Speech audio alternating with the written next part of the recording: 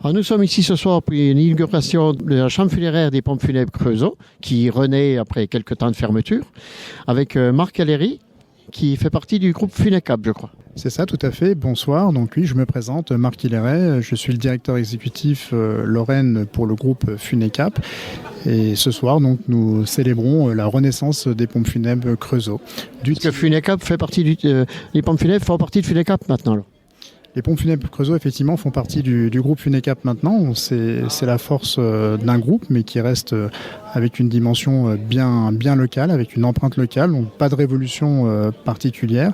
Une marque ancrée qui va continuer à œuvrer telle qu'elle le faisait auparavant sous l'ère Creusot, accompagnée par Yann Creusot et Magali Rochas, son épouse. Donc ce sont les deux gérants du TIO.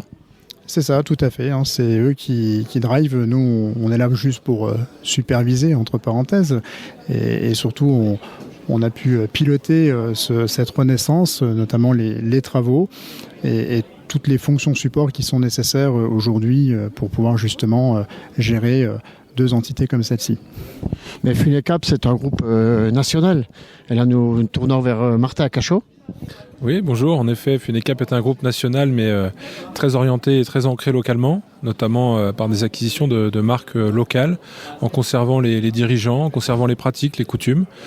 C'est d'ailleurs pour ça que nous n'évoquions pas une renaissance des pompes funèbres Creusot sans Monsieur Creusot lui-même, qui avait cédé son entreprise il y a quelques années. Et on est très fiers de cette ouverture, très fiers des travaux qui ont été réalisés. Et on espère que les familles du TIO seront contentes également. Ah, les familles du TIO attendent cette ouverture. En effet, il y a beaucoup de personnes qui nous appelaient depuis plusieurs mois pour nous demander quand est-ce que la réouverture allait se faire. On voulait que ce soit parfait, que les travaux soient terminés, que l'agence soit embellie également. L'agence reste au même endroit, avenue de la République. Donc voilà, on est très contents de tout ça. Et une autre question que les habitants du secteur se posent aussi. Bon, aujourd'hui, on rouvre le TIO et rue. Rue va suivre dans la foulée. Les travaux ont déjà commencé. On a un petit peu plus de décalage parce qu'on voulait ouvrir absolument le TIO en priorité, mais les travaux de rue tournent bien et dans les prochaines semaines à venir, nous aurons également une ouverture de rue sur Moselle. Et vous proposerez alors automatiquement les mêmes services qu'avant ? Oui, bien sûr, toujours pareil.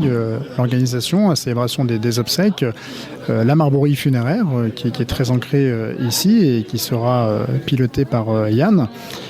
Ainsi que bien évidemment la prévoyance obsèques et toute la personnalisation qui tourne autour des obsèques, puisqu'aujourd'hui on est vraiment très axé sur cette volonté justement de personnaliser, que ce soit avec des cercueils personnalisés, que ce soit avec les cérémonies civiles, de manière à être au plus proche des familles, au plus proche de leur volonté et de les accompagner comme il se doit avec humanité et dignité.